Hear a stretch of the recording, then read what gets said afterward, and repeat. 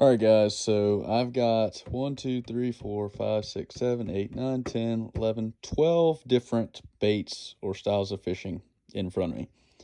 The one thing that they all have in common is that they do not spin in the water. So I've got jerk baits, they go back and forth, swim glide baits, top waters that walk, crankbaits, plastics, chatterbaits, all these different baits. The one thing they have in common is they do not spin in the water. If this bait is spinning in the water, causing line twist, you have an issue with how the bait is running or how your line is set up or something like that. It's not going to be any kind of issue with a clip. And since these baits do not spin in the water, you don't need a swivel on your clip.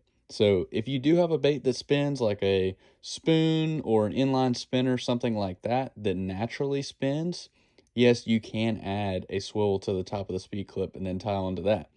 But for all these baits that just run straight or work, erratically without spinning, you don't need a swivel on here. That's just one more thing to have on here. Adds clutter. It's not going to come through the weeds as well.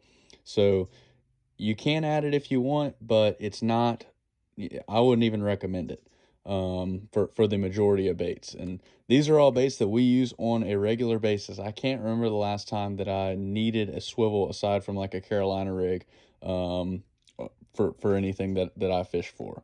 So guys that are obsessed with swivels, branch out a little bit. You don't need them.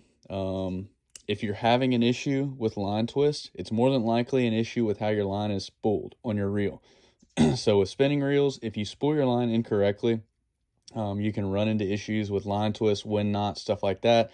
So don't blame the swivel and think that that's going to avoid those issues with your line. You need to go back, re-spool your rods, make sure there's tension on them, make sure it's coming off the spool correctly, and you won't run into those issues anymore.